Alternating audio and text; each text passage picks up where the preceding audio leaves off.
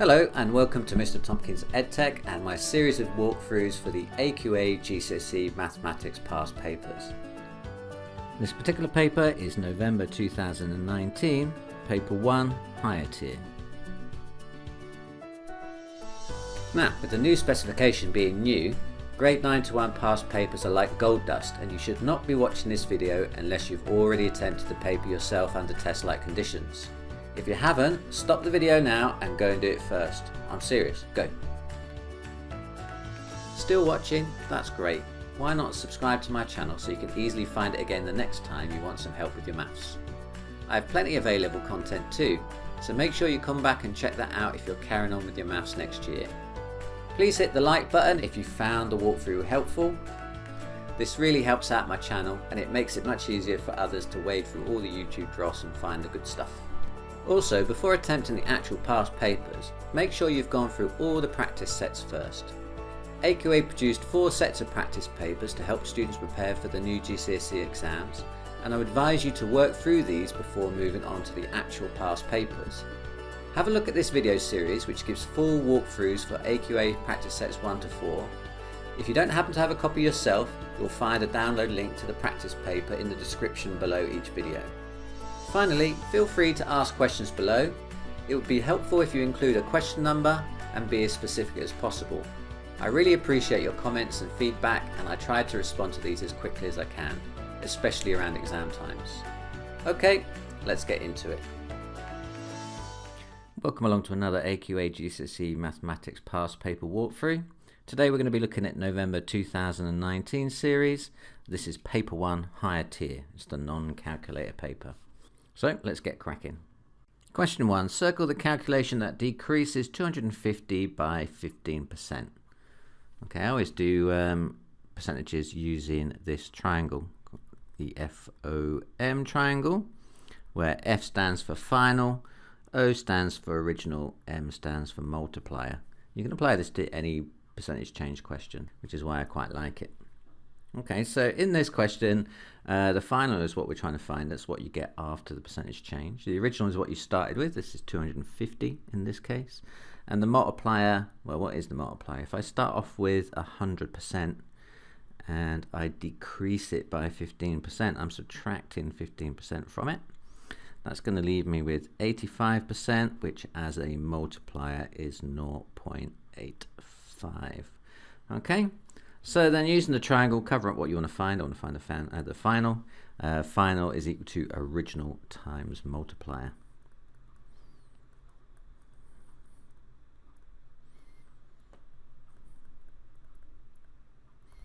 Okay, so I know the original is 250 and my multiplier is 0.85. So which one is that then? Which is that one there, isn't it? Question 2. Solve 3x equals 2x. Circle your answer. Well, there's only one way that's going to be possible, and that's if x is going to be 0. All the other values of x are going to give you different values for 3x and 2x, aren't they? So the only way they can be the same is if you've got x equal to 0, and then 3 times 0 is the same thing as 2 times 0. Question 3. A is 213 and B is 10,1. Circle the midpoint of AB. Okay, now if I was just going to draw a quick sketch of where these two coordinates were, where would I have it? 213, so 213, something like that, 213, and 10,1, 10,1, something like that. Okay, so then halfway between these is the midpoint I'm trying to find. Okay, how do I do that? Well, there's a formula that you can use. You can use the change in there, sort of halfway.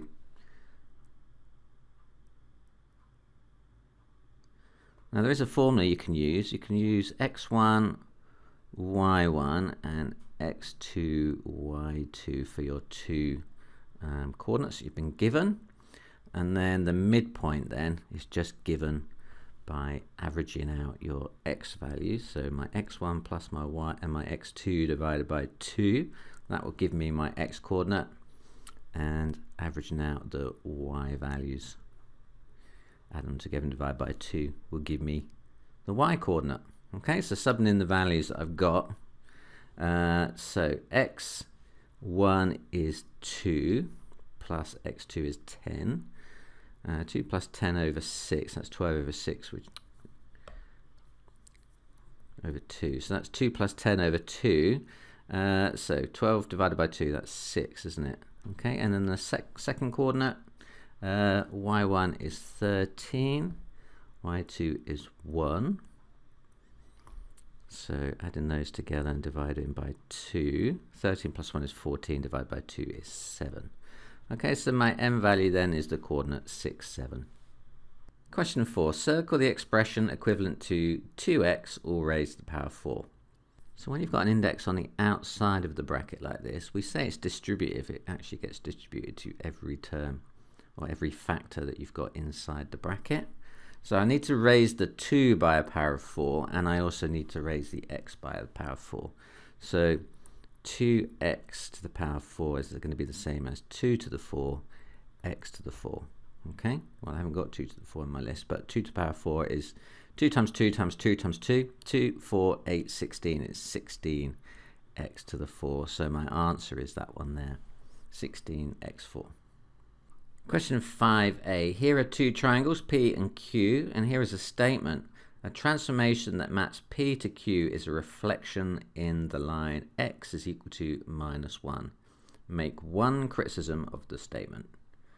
Well, the line x equals negative 1. What line is that then? That is this line here. X is equal to minus 1 is the vertical line passing through the point x is minus 1. Now that is not the mirror line between these two. It's not a line of symmetry between P and Q, is it? Actually, where the mirror line is going to be this line, isn't it? Now this is the line, not x is equal to minus 1. It's actually the line y is equal to minus 1. Okay, so my criticism here is that he's written the wrong value of the equation down. So I'm going to write down equation of mirror line should be y is equal to minus 1. Question 5b says, here are two shapes C and D, and here is a statement. A transformation that maps C to D is a rotation through 90 degrees anti-clockwise. Okay, make one criticism of the statement. Well, I think that is a 90 degrees anti-clockwise rotation, but there's something missing from the description of this transformation. When you're describing a rotation, you need to mention one other piece of information. You need to always mention where the center of rotation is, and that is missing in this statement. So my criticism is that there is no center of rotation given. Okay, that's my criticism. I could go on and say where the center is. I'm thinking the center is going to be there at the origin. So I might write that down because I know what it is. So center of rotation is 0, 0. So I'm just going to write that down. Probably didn't need to. Probably just saying that there's no center of rotation is enough. But I'm a smart pants, so I thought I'd write it all down. Question 6a. A geometric progression starts 4, 16, and so on. Work out the next term. Now, is 2 terms enough to work out what's going on with this sequence? Well, we know quite a lot about it because we're told right at the start it's a geometric progression, and what that means is that there is a common ratio between one term and the next. In other words, you multiply each term by the same value to get the next term. Okay? Now we call the first term of a geometric progression A, and if it has a common ratio, this multiplier that we're going to use of r, then the second term is AR. And then the third term after that is going to be AR squared, and so on. Now, in order to find what R is, this common ratio, you can take any two adjacent terms. So I can take this 4 and the 6 here, and I can divide one by the other. So you can see if I take AR and I divide it by A, I should be left with R. So AR divided by A is going to give me R, isn't it? So if I take my 16 and I divide it by 4, I'm going to get 4. So that's what R is. So R is 4. So if I know r is 4, then I know the next one in this sequence is going to be 16 times 4. So double 16, 32, double it again is 64. Okay, so that's my third term. So third term equals 16 times 4, which is 64. Okay. Part B says a Fibonacci type sequence starts 3 and then -8. The sequence is continued by adding the previous 2 terms. Okay, so work out the next 2 terms. So the third term, T3, is going to be T1 plus T2, isn't it? The first term plus the second term. So that's going to be 3 plus -8, which comes to -5. And T4, the fourth term, is going to be T2 plus T3. So we're given T2, it was -8. And T3 we've just worked out to be -5. So -8 plus -5, what's that then? That's -13. Okay, so there's my third and fourth term, -5 and -13. Question 7. Given that A times 60 equals B, work out the value of 4B divided by A. Okay. If I've got 4B divided by A, I know that my B here is the same as this B here. So I can replace it with A times 6 then, can't I? So I can say that that is equal to 4 lots of A times 60 over A. So let's remove the brackets first. 4 times A times 60, that's going to give me 4 times 60, 60, 120, 240. So 240A divided by A, and then my A's are going to just cancel each other out, aren't they? It's going to leave me with 240 as my answer. Question 8. Write 27 times 3 squared all raised to the power 7 as a single power of 3. Okay, let's take this first part here, 27. Now 27 is a power of 3 already, isn't it? So you've got 3 times 3 is 9, times 3 is 27. So 27 is 3 cubed, and that's that bit there. If I take this second bit, 3 squared raised to the power of 7, I've got an index of an index, haven't I? So in this case, I just need to multiply these two values together, because I've got 3 squared multiplied by itself 7 times. So it's going to give me 3 to the power of 2 times 7. It's going to give me 3 to the power 14. Okay, so that's from the second one there. And now I've got two numbers with the same base, 3 and 3, and I'm multiplying them together. So that is the same thing as 3 to the power of 3 plus 14, which is 3 to the power of 17. Okay, so that's my answer, 3 to the 17. Question 9. Here are two solids. We've got a cylinder, and we've been given its radius of 4 and its height of 10. And we've got a hemisphere, and we've been given its radius of 6, and we've been given the formula for the volume of a hemisphere. We're told it's 2/3 pi r cubed. Okay, which solid has the greater volume? You must show your working. Okay, so I just need to work out the volumes of each of these and then compare them, don't I? Okay, so let's have a look at the cylinder first. Now, they don't give me the formula for a cylinder, but a cylinder is just a circular prism, and a prism has a volume of its cross-sectional area, in this case it is a circle, times the distance between them. So it'll be pi r squared for the area of the circle times h, the distance between the top and the bottom circle. Okay, so subbing in what we know, I'm going to get pi times 4 squared times 10, aren't I, for the volume of this cylinder. 4 squared is 16, times 10 is 160. I'm just going to leave it as 160 pi. I just need to compare it with the hemisphere calculation, and that's also got a pi in it. So I can just compare the coefficients of pi then, can't I? There's no point in multiplying it by a really horrible 3.14 or whatever. So let's just leave it as 160 pi. So switching over to the volume of the hemisphere, volume of this is 2/3 pi r cubed, and we know that r is 6, so it's 2/3 of pi times 6 cubed. Do you know what 6 cubed is? You should. You should know all your cubes. Well, first, certainly the first 10 comes in really handy. So 6 cubed is 216. But another way of thinking about it is 6 times 6 times 6. One of those 6's you're going to divide by 3. So it's actually going to be 6 times 6 times 2. So 6 times 6 is 36. 6 times 2 is 72. Times another 2 is 144. I make that 144 pi. Alternatively, like I say, you can multiply out 6 cubed, get 216. Divide by 3 and then times by 2 to get 144. Okay, so either way, I've got 160 pi and 144 pi. So clearly 160 pi is bigger than 144 pi. So which has got the greatest volume?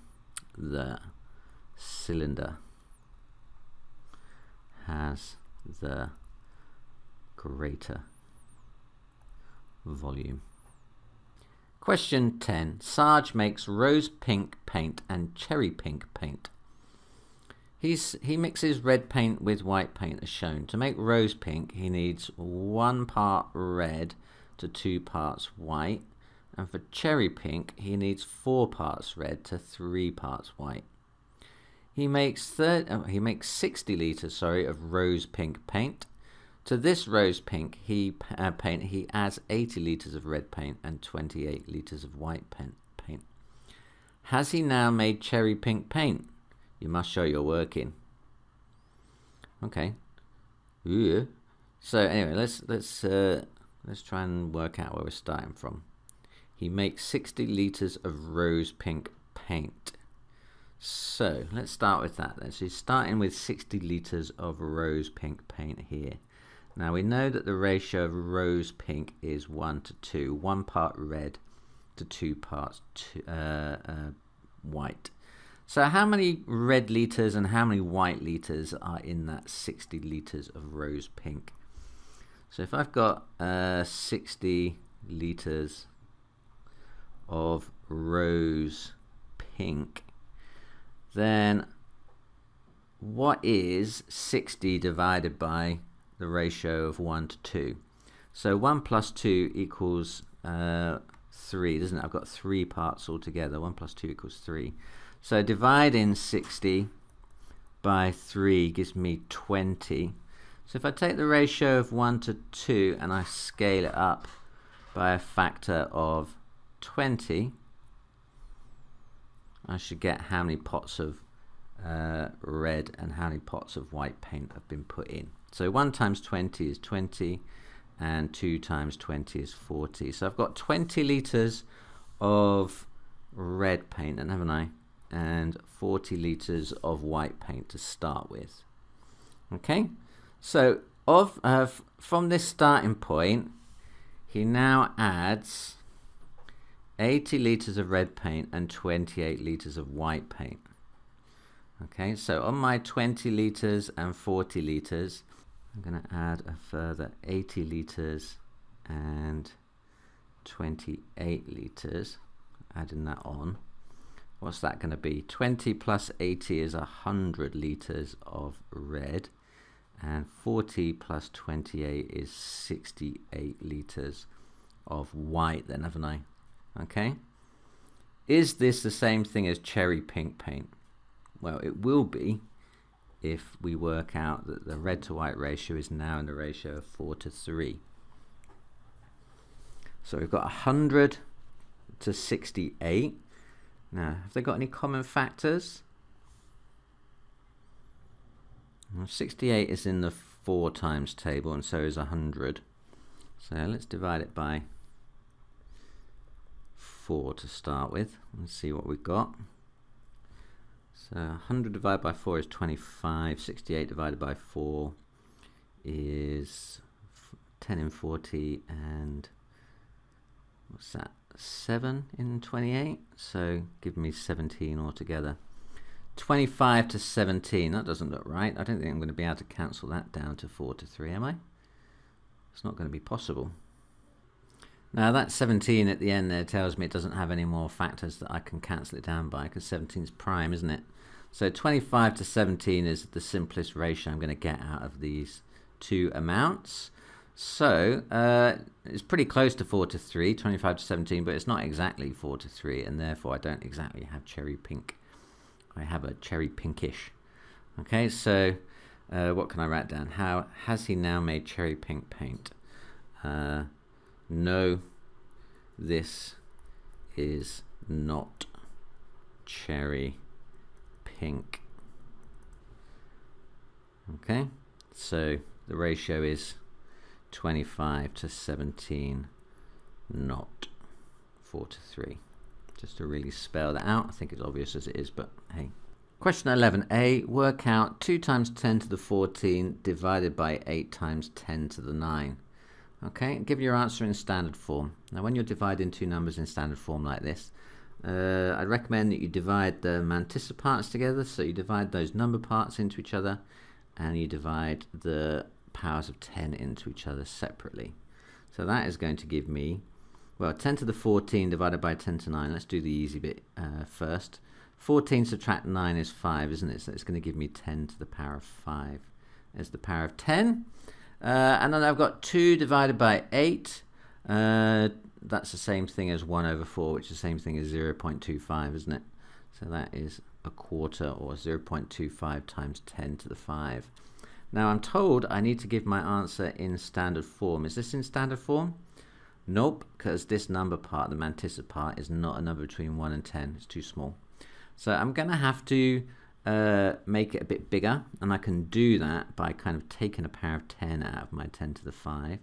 So if I kind of remove a 10 from it, so 10 to the 5 is the same thing as 10 times 10 to the 4, and then if I combine that with my 0.25, that's going to give me 2.5 times 10 to the 4 then, isn't it?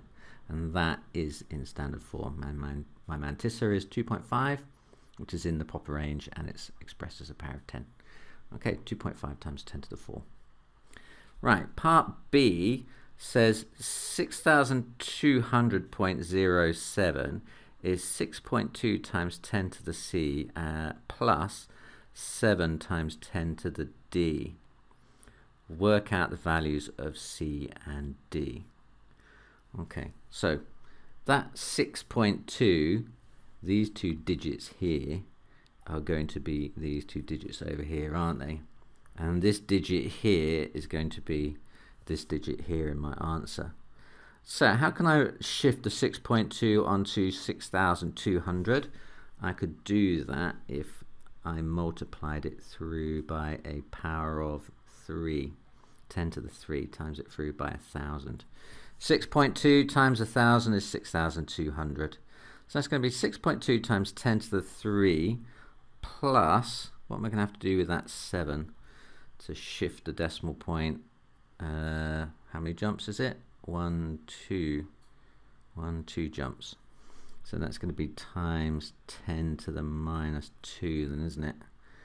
0.07 is 7 times 10 to the minus 2. I think that's right. Okay, so comparing our numbers here and here, so C then must be 3 and D must be minus 2. Okay, so that's my answer. C is 3, D is minus 2. Question 12. We're given a formula for V and H. We're told that V is equal to some constant divided by H. Which two statements are correct? Is V directly proportional to H? Is it inversely proportional to H? Is it directly proportional to 1 over H? Is it inversely proportional to 1 over H? Notice that these two words are in bold. When AQA put things in bold, it normally because students tend to flick over that part of the word and they don't spot it and they don't do it. So if you ever see anything in bold, but take extra note because it's important. Okay, it's what things that people normally overlook. So which two statements are correct?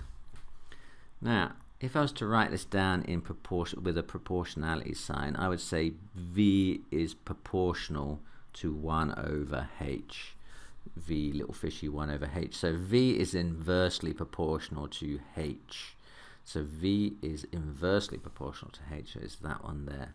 Or I could say that V is directly proportional to 1 over H. That is also true. Question 13. The nth term of a sequence is n times n minus 4 all divided by the root of n plus 3. And we need to work out the sum of the first and the sixth term. Okay, so I think probably we want to work out what the first and the sixth term is first, then we'll try and add them together then. So the first term I can denote by T1. T1 is when n is equal to 1, isn't it? Okay, so I'm going to replace every occurrence of n in this expression with the value 1. So 1 lot of 1 minus 4 all divided by the root of 1 plus 3. Okay, so there are all the places where I subbed in. What's that then? 1 subtract 4 is negative 3 times 1 is still negative 3. So negative 3 divided by 1 plus 3 is 4. The root of 4 is 2. So that's negative 3 over 2. T6, I'm going to sub in a 6 and then a 6 there minus 4 all divided by the root of 6 plus 3. What's that going to give me then? 6 take away 4 is 2 times 6 is 12 divided by 6 plus 3 is 9. Square root of 9 is 3. So 12 divided by 3 is 4. Okay, so what is the sum of the first and the sixth term? If I add these together, T1 plus T6, I'm going to get minus 3 over 2 plus 4. Okay, what's that then? 4 is the same thing as 8 over 2, isn't it? So 4 is the same thing as 8 over 2.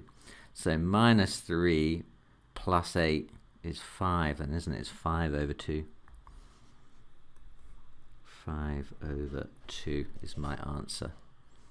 Question 14. We're given that 8,300 is the same thing as 100 times 83. Yes, it is. Circle the number that is closest in value to the root of 8,300. Okay, so we can use the observation that is made in the question that 8,300 is the same thing as 100 times 83 as a replacement for 8,300 in this square root. Now when you've got two numbers multiplied together underneath the square root, you can actually break them up into two separate square roots like that. Okay, and then I know what the root of 100 is. 10 times 10 is 100, so that is 10. 83 is very close to 81, isn't it? 81 is 9 times 9, so this is roughly 10 times 9. So it's roughly 10 times 9, so that is roughly 90. Okay, so I'm saying it's going to be closest to that one there. Question 15. Here is a sketch of a quadrilateral. All the lengths are in centimeters. Tick one box for each statement. Now let's have a quick look at the quadrilateral before we start ticking anything. Now I can see that I've got matching pairs of sides here, 2x and 2x, and x and x. So opposite sides in this quadrilateral are equal to each other, but we don't have any of the angles, do we? None of the angles are marked. So is it true that the quadrilateral is a rectangle? Okay, well rectangles do have opposite sides that are equal, so we've got nothing in here to tell me that it isn't a rectangle, but we don't know about the angles. So I'm going to tick it may be true, okay, but it depends on the angles, doesn't it? So it could have non-right angles in between those sides, in which case we would not have a rectangle. The quadrilateral is a parallelogram. Is that true? Maybe true, not true. I think that is true, always true, because no matter if it is a right angle or not a right angle, if you've got opposite sides that equal, you've got a quadrilateral, you've got a parallelogram. A rectangle is a parallelogram, so but a parallelogram is not necessarily a rectangle. So I think that one is always true.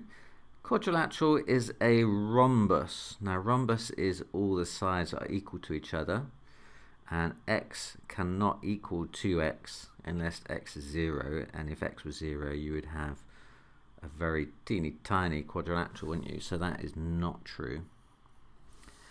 And quadrilateral is a kite. A kite has to have adjacent equal sides, not opposite equal sides, so it is definitely not a kite. Okay, so it may be a rectangle, it's definitely a parallelogram, and it's definitely not a rhombus or a kite. In the box there are some buttons. 45 are large and the rest are small. Some are yellow and the rest are green. The number of small is 5/3 of the number that are large, and the number that are green is 300% of the number that are yellow. There are 12 small yellow buttons. How many large green buttons are there?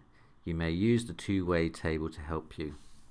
So we want to know the number of large green buttons, which is this number in here, but I've got a feeling that we're going to have to work out everything before we get to that box there.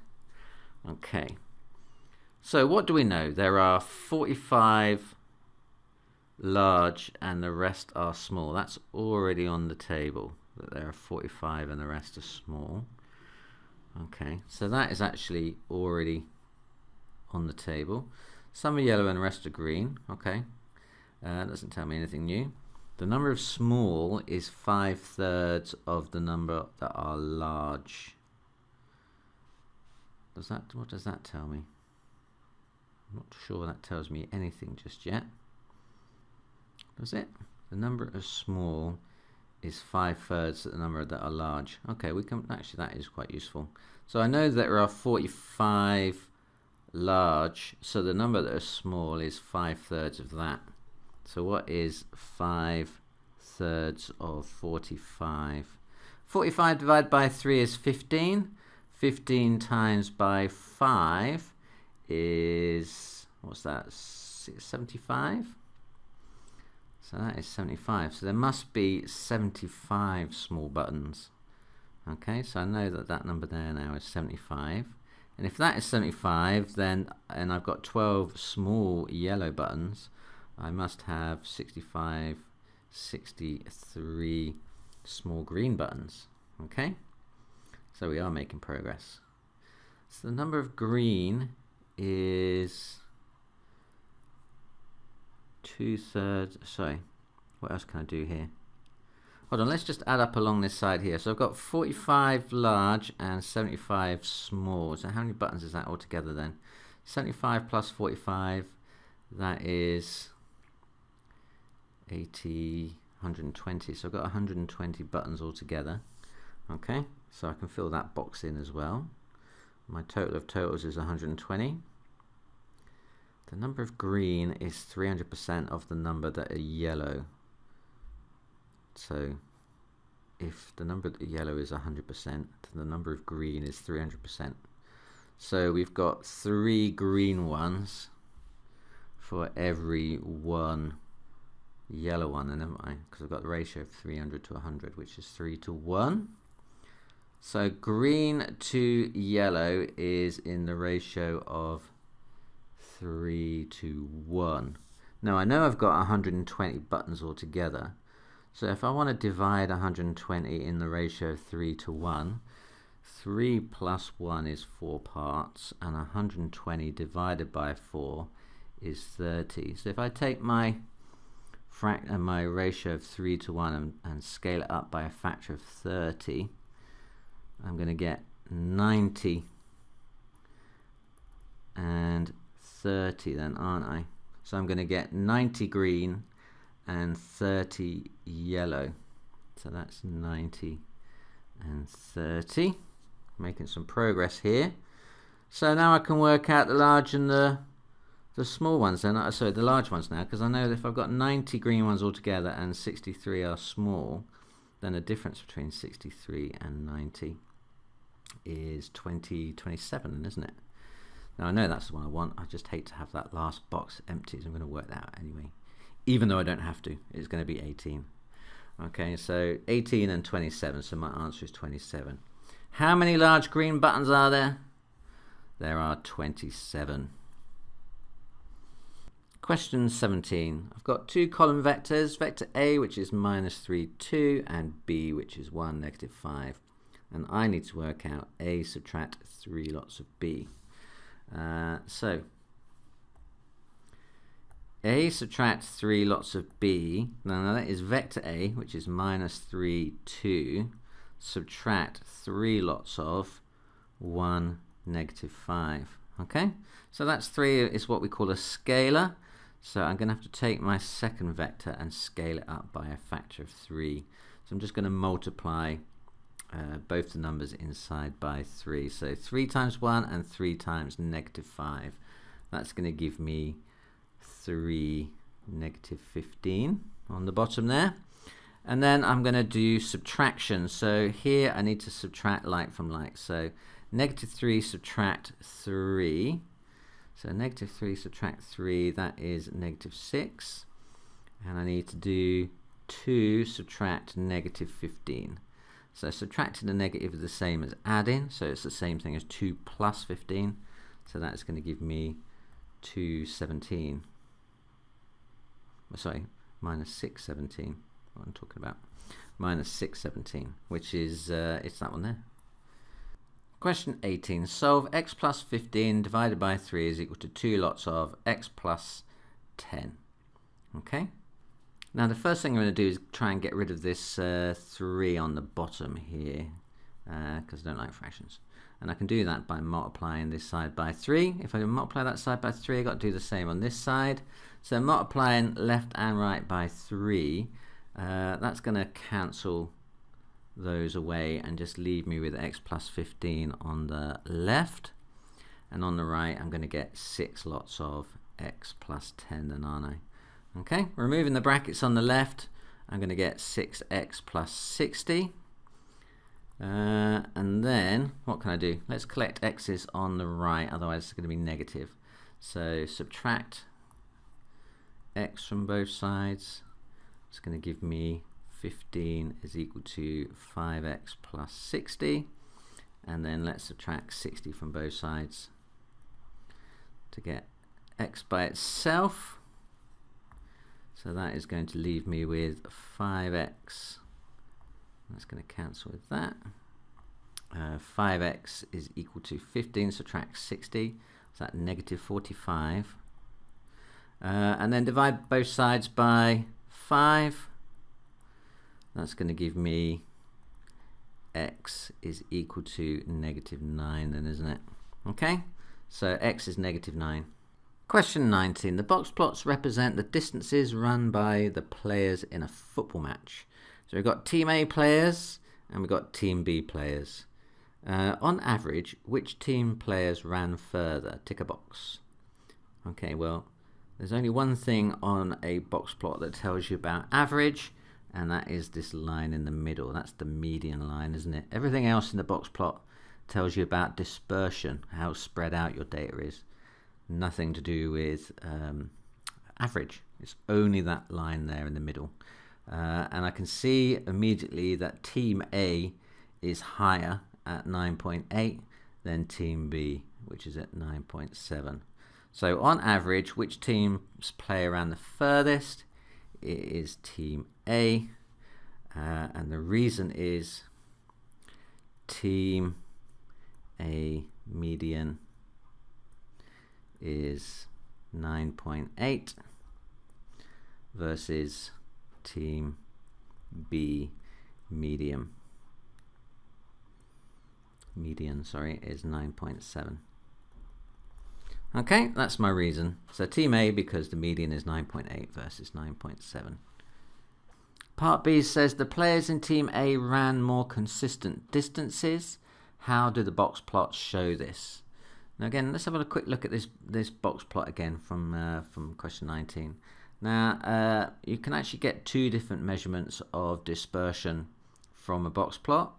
You can get range, which is the highest minus the lowest, or the lowest minus highest. I just did it the other way around. The highest minus the lowest. That tells you how far the range is. This distance from there up to there is the range.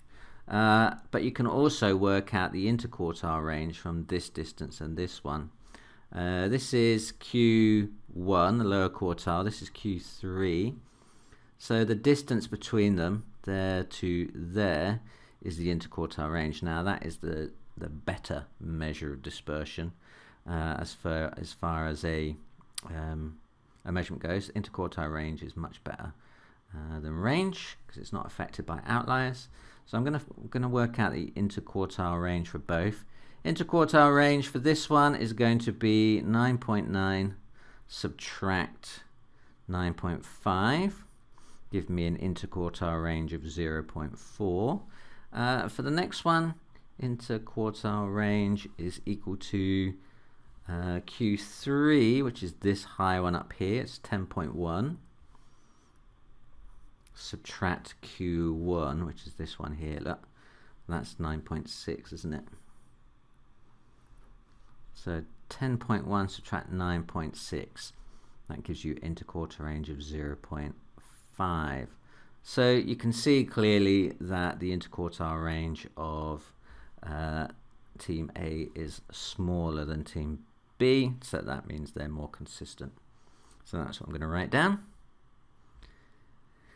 So interquartile range for team A is 0.4. Interquartile range for team B is 0.5. Therefore, team A is more consistent. Okay. Question 20. The Venn diagram shows information about some houses. G is houses with a garage and S is houses with a shed. A house is chosen at random. The house has a garage. What is the probability that it has a shed? Okay, now this is what we call conditional probability. We're working out what's the probability that it has a shed given that it has a garage. That's what that long line is between the S and the G, it means given that. So that's how you read that. Probability of S given G. So what does that mean in terms of the numbers? Well, if it's given that it has a garage, it means you are inside this circle. You are only picking from the people inside this G range here. So how many different ways are there of picking somebody? It's how many people are inside that circle, which is 13 plus 8. Okay, so the denominator is 13 plus 8, which is 21. Okay, and what is the probability that they have a shed? Well, the sheds are going to be there inside the S circle, and there are 8 of those. So that's going to be 8. 8 out of 21. Okay. The house does not have a garage. What is the probability that it does not have a shed? Okay, so this time we're working out the probability of not shed given not garage. That's how I denote that. So if you put a bar on top of something, it means that not happening. So what's the probability of not shed given not garage? Okay, so coming back to my diagram, we're given that it's not garage. Okay, so that means we are talking about the area outside of garage. So anything on the outside of this, so all of this, all of this, all of this, but not the bit inside the garage. Okay, so how many not garages are there? All the people outside of the garage. That is my 11 here and my 4 there then, isn't it? So I've got 11 people plus 4 people, give me a total of 15 people not got a garage that I can pick from. So who are the not shedders? The not shed people, who are also not garage, well, that's going to be the people outside the S circle then, which is only that 4 then, isn't it? It's only the 4 left, so it's going to be 4 out of 15. Okay, hopefully that made sense. Question 20C, show that the probability of the complement of G intersect S is greater than the probability of G union with the complement of S. Okay, I think it's probably best to do these on the diagram. So G intersect S complement. Okay, G intersect S is this section in the middle here. So the complement of that is everything outside of the intersection of G and S, which is pretty much everything else. So everything else is the complement of that intersection. So what values lie in that everything else area? Well, we've got the 13, we've got the 11, and we've got the 4. So the probability of G intersect S complement is going to be the 13 and the 11 and the 4 added together. 13 plus 11 plus 4 divided by, well, everything. So 13, 11, 4, and 8. So that is 28 over 36. Okay. What about the other one? P, probability of G union S complement. Right, so we want to work out what is the union of G with everything not in S. So it can be, a union means it can either be inside G or it needs to be outside S. Okay. So what is either inside G or outside S? That is my 13, the 8, and the 4. Not the 11 though, because that's inside S.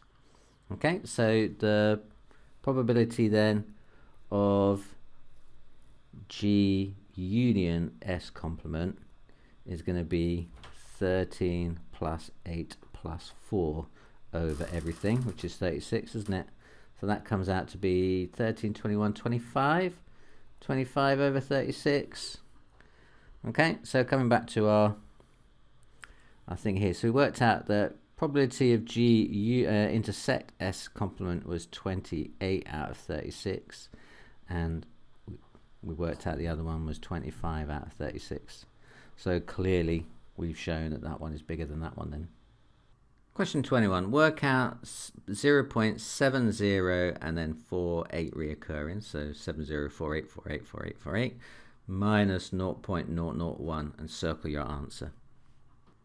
Okay, well let's try and write this down as a subtraction then. So 0.7048, and then the 4 and 8 repeats, isn't it? I'm just going to do it a few times so we get the kind of idea, and it's so on. And then from that I want to subtract 0.001. Okay, and so I'm going to have to add some extra zeros in here, aren't I? Okay, and the same onwards. Okay, so if I'm going to subtract from right to left, 8 subtract 0 is going to give me 8, 4 subtract 0 is going to give me 4, 8, 4, 8. Now at this point here I've got 4 subtract 1, which is going to be 3, 0 subtract 0 is 0, 7 subtract 0 is 7. That's just going to be 0.7038 and then 48, 48, 48, 48, isn't it? Which is 0.7038 and then 48 reoccurring. So which one is that? It's I suppose it's, yeah, I don't suppose I need to put that last 8 on then, do I? So if I take that 8 away and I put a dot on there, that's the same thing, isn't it? So rather than 48, I've got 848, 48, 484.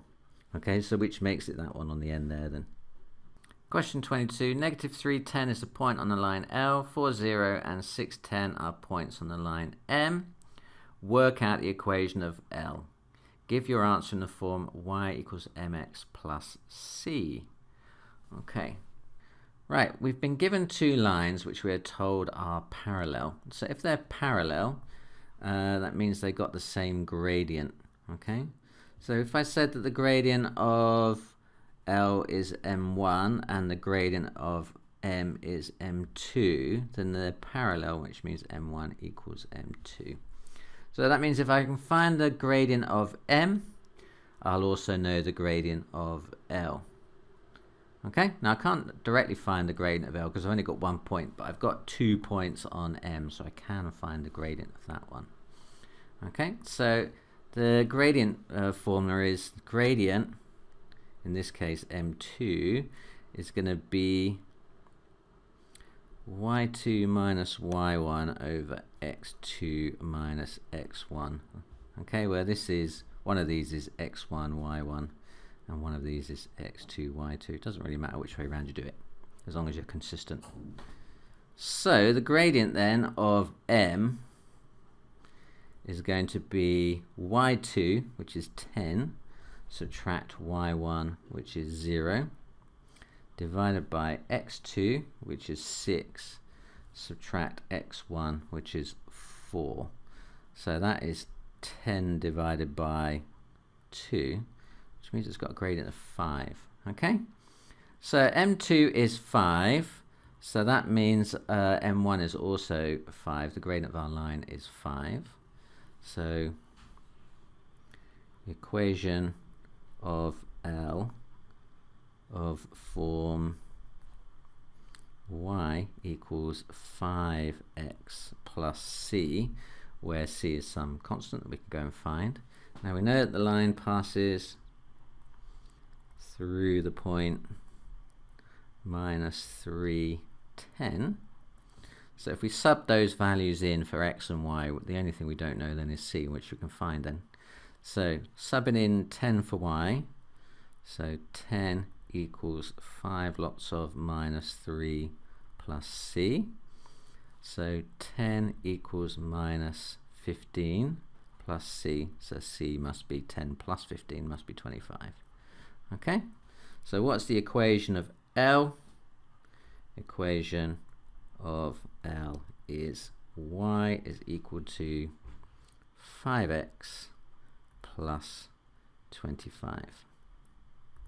Question 23a. Factorize 5x squared plus 6x minus 8. Now, a quadratic, if it factorizes, will do so into a double bracket like that. Now, we have got a 5 at the front of this, so 5x squared. Now, the only way that's possible is if one of these here is a 5x and the other one is an x. So 5x times x gives me 5x squared. Okay? Now, at the other end, I've got a minus 8. Factor pairs of negative 8 or 8. Let's just do factor pairs of 8. 1 and 8, 2 and 4. That's it, isn't it?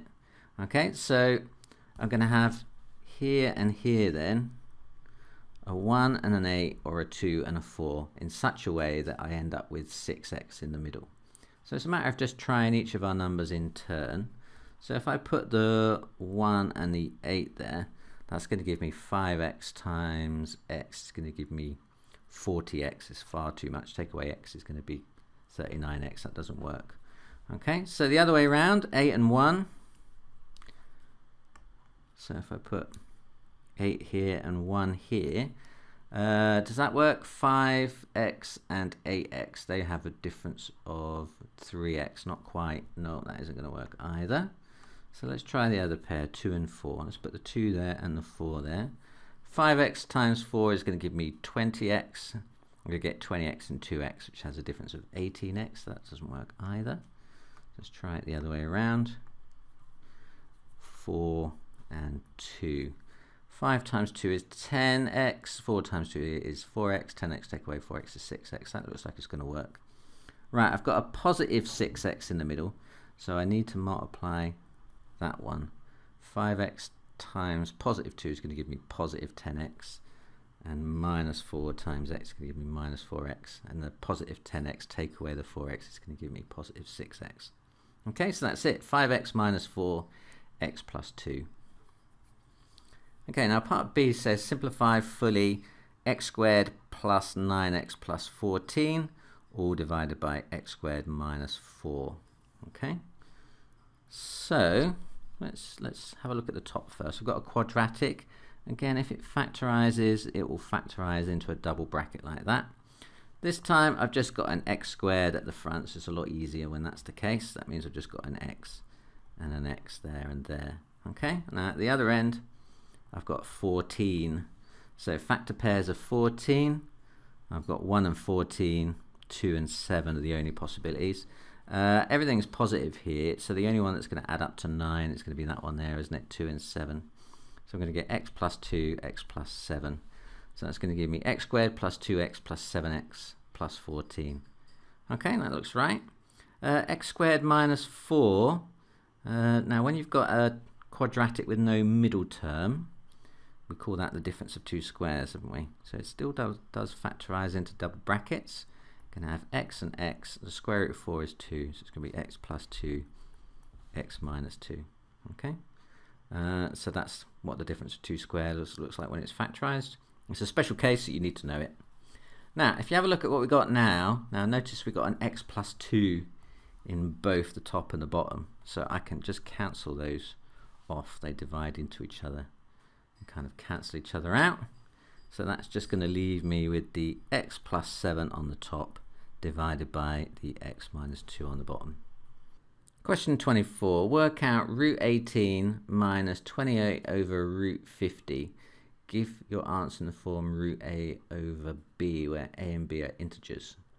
Now it's hard to see how that's going to happen from this to start with, but gathering it must do. So let's give it a go.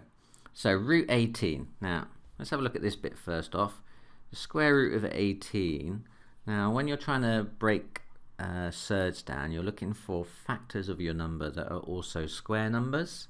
So the square numbers 1, 4, 9, 16, 25, 36, 49 and so on. These are the numbers you're looking for as factors of your number, and 18 has got a factor of 9 inside it, which is a square number, isn't it? So that means I can rewrite root 18 as root 9 times 2. Now the reason I'd want to do that is because then I can then break it up into root 9 times root 2, and then root 9 is 3, so it just becomes 3 root 2. 3 root 2. Okay, so that's handy. So that's the first part. Can we do the same with the second part? I've got root 50 on the bottom, so I've got 28 over root 50. Now again, 50 has got some square factors, hasn't it? 50 is 2 times 25, so I can rewrite root 50 as root 25 times 2. So that is 28 28 over root 25 root 2, and the root of 25 is 5, isn't it? So that becomes minus 28 over 5 root 2. Okay, so we're getting there. Right, so at the moment though I've got a bit of an issue because I've got this this surd down here. Okay, we don't like having surd parts of denominators like this, and we have to rationalize them, and the way you can rationalize them is just times in top and bottom by that surd, because what we're going to get now then, that's going to be 28 times root 2, that's just 28 root 2. And on the bottom I'm going to have 5 root 2 times root 2. Well, root 2 times root 2 is 2, and 5 times 2 is 10. So that's going to give me 28 root 2 over 10. Okay, now that's looking a little bit more like it. Now I think what I'm going to do next is going to try and find the common denominator of these two. I can do that by just multiplying top and bottom of this fraction through by 10, can't I? Well, it isn't a fraction, but I'll make it a fraction by multiplying it through like that. That's going to give me 30 root 2 over 10, subtract 28 root 2 over 10. Okay, and then now I've got two numbers with the same denominator. I can subtract the numerators. 30 root 2 minus 28 root 2 is just 2 root 2 over 10. And now I see I can divide top and bottom by 2 to give me 1 and 5. So that becomes root 2 over 5, which is in the form root a over b, where a is 2, b is 5. Okay, so we're done. Question 25. A bag contains 8 balls. 3 are red, 5 are blue. 2 balls are taken from the bag at random without replacement. Write down the probability that there are at least 1 red ball still in the bag. Now, if I select 2 balls from the bag at random, I either select red red, or I select red blue, or I select blue blue. Okay? Now if you remember, I've got 3 red and 5 blue to start with. So I've got red red red and blue blue blue blue blue. Okay? So worst case scenario is I take these 2 reds out, and if I take 2 reds out, I'm still left with a red, aren't I? And if I take a red out, I'm still left with 2 reds, and if I take 2 blues out, I'm left with 3 reds. So I am always left with at least 1 red ball still in the bag. So the probability at least 1 red, that's certain, isn't it? That's 1. Okay? So that's just a probability of 1. It's definitely going to happen. Work out the probability that there are at least 2 red balls still in the bag. Okay, now that's a little bit more tricky. And I think to answer a question like this, we're going to need to do a tree diagram or something like that. So let's do first selection, red, not red. Second selection, red, not red, red, not red. Okay, so we want to work out the probability there are at least 2 red balls in the bag. So how can that happen? There can be 2 red balls in the bag if I select only 1 red ball, or a maximum 1 red ball. Okay, so I can do that if I select the red the first time and then I select not red. That will remove 1 red and leave me with 2. Or I could select not red, red. That would remove 1 red bag, leaving me with 2. Or I could select not red, not red. And that would leave me with 3 red balls in the bag, so that would be at least 2. So as long as I don't draw red, red, I should be left with 2 red balls in the bag then.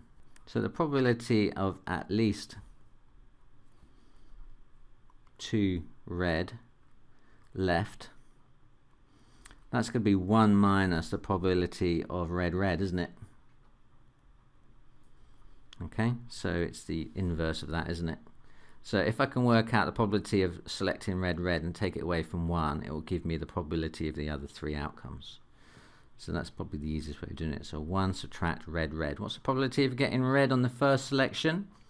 On the first selection, there are 3 red balls out of a total of 8.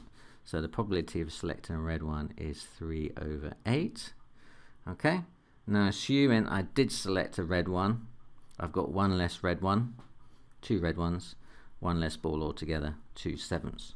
So it's going to be the probability of 3/8 multiplied by 2/7. So what's that? 1 minus 3 times 2 is 6. 8 times 7 is 56. 1 subtract 6, 56. So 56, 56 subtract 6, 56 is 50 over 56. Now that is my answer. Question 26. Here are a circle and a sector of a circle. They each have a radius of r. We need to work out the size of angle x, given that the circumference of the circle is equal to the perimeter of the sector. Okay, so then we're going to have to use that to find out what x is. Okay, so this is going to be fun. So let's start with the circle. We know what the circumference of a circle is in terms of its radius. That is equal to 2 pi r then, isn't it? And that is going to be equal to the perimeter of this sector. Now the perimeter of the sector is going to be theta over 360, or in this case it's x, isn't it? Let's say x over 360. So the angle at the center over 360 times by 2 pi r plus my 2 r's, plus 2r. Okay, because the perimeter is made up of this curved part, which is the x over 360 times 2 pi r plus that r plus that r. Okay, giving you the total, which is quite horrible to look at right now. Hopefully it works itself out. Okay, so let's see if we can simplify this down somewhat. So I'm looking at this and I'm seeing a 2 pi r there, a 2 pi r there, and an almost 2 pi r here.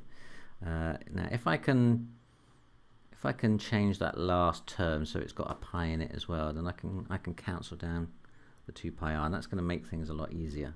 Now how am I going to do that? Well, I'm just going to multiply this last fraction top and bottom by pi. So I'm going to say it's 2 pi r over pi. Okay, does that make sense? It's a bit like when you kind of scale up a fraction using a common multiplier top and bottom. You don't change its value, just change its form. So that's what we're going to do. So I'm going to rewrite that as 2 pi r is equal to x over 360 times by 2 pi r plus 2 pi r over pi. So now, like you can see, you've got my 2 pi r here, my 2 pi r here, and 2 pi r here, which means if I divide everything now by 2 pi r, so divide through by 2 pi r, it's going to cancel from that, leaving me with 1. Divide by 2 pi r, it's going to cancel that away, and divide this by 2 pi r, it's going to leave me 1 over pi on the end.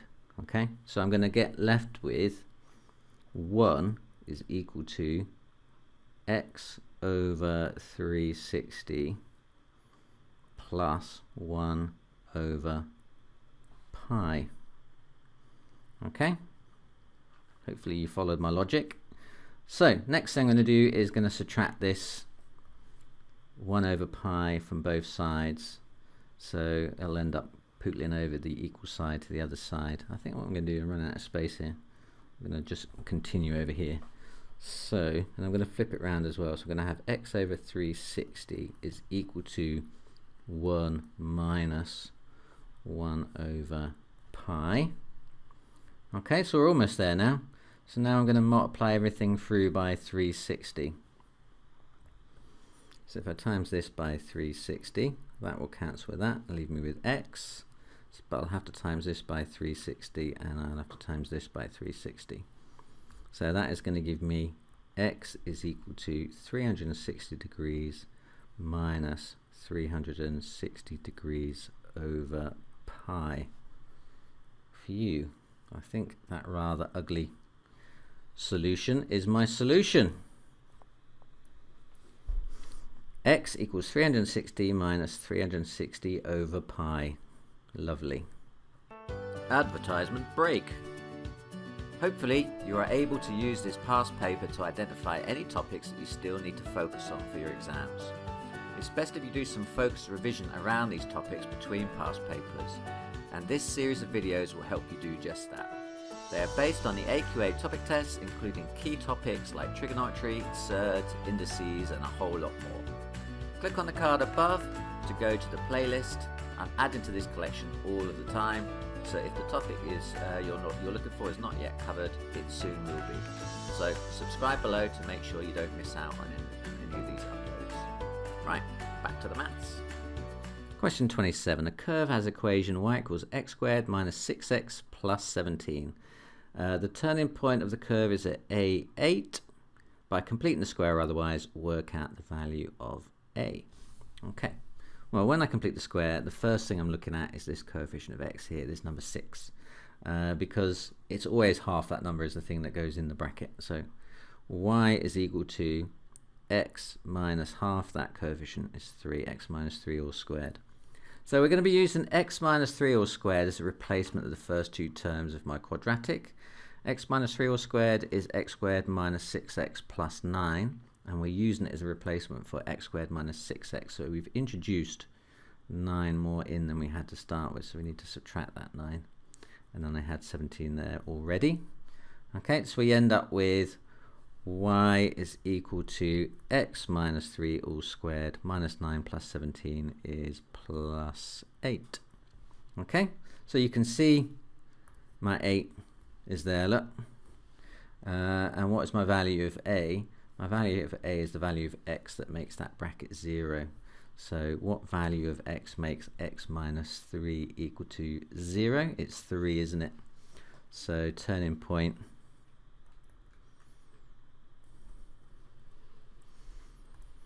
is 3, 8.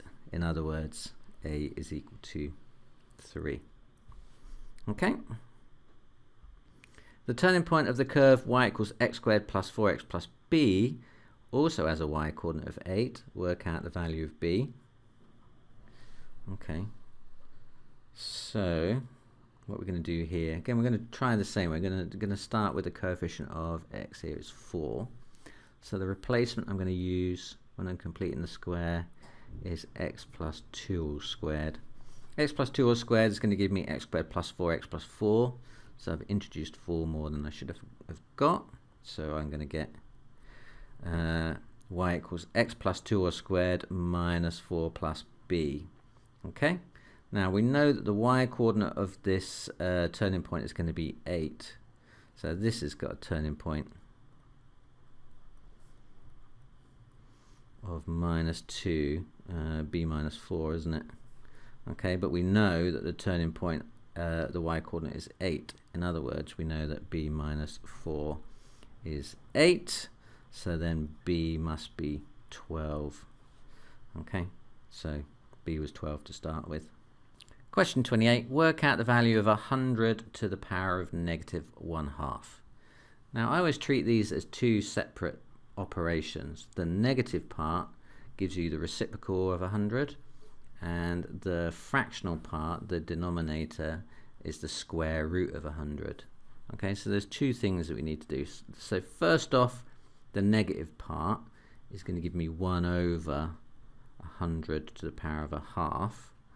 Okay, and then the second step then is to find the square root of 100, which is 1/10. So that was easy, 1/10. Question 29. Show that the value of 5 sine 30 degrees times cos 30 degrees times 8 tan 30 degrees is an integer. Okay, well, in order to answer this question, we're going to have to know what our exact values are for sine 30, cos 30, and tan 30. Do you remember all of those? I'm just going to pull up this table of handy values here, but you should remember them by now. If you don't, then you need to commit them to memory. There are different ways of doing that. You can look at the patterns, or you can work them out from, or rederive them from yourself from a couple of triangles. But either way, you need to remember all the numbers on this list or be able to derive it for yourself. So looking at my table, the sine of 30 is 1/2, so we've got 5 lots of 1/2, times the cosine of 30. Cosine of 30 is root 3 over 2. And 8 tan 30 is 8 lots of root 3 over 3. Now you might remember root 3 over 3 instead as 1 over root 3. These are two interchangeable amounts. But either way, that's how I've got it written down in my table, so that's what I'm going to use today. So let's collect values that go on the denominator and values that go on the numerator. I've got a 5, I've got a root 3, I've got an 8, and I've got a root 3 on the top. And I've got a 2 and a 2 and a 3 on the bottom, haven't I? Okay, so my 5 times my 8 is going to be 40. And my root 3 times root 3 is going to be 3. And my 2 times 2 times 3 is going to be 2, 4. It's going to be 12. And 40 times 3 is 120. And and 120 divided by 12 is 10. Oh, so that all kind of came down to a nice answer in the end. It's just 10. Now if you'd have remembered tan 30 is 1 over root 3 here, you could have just cancelled it in with here with that one, and you'd have ended up with something similar. Okay, so it doesn't really matter which way round you remember it. It should still work out to be the same thing. So that's all. We've reached the end of the paper. How did you do? Let me know in the comments below, along with any questions you still might have. Don't forget to like and subscribe if you found this walkthrough helpful. If you didn't do so well, try revising around the topics you're struggling with before attempting another past paper. Good luck with your preparations and in your exams, and see you again next time.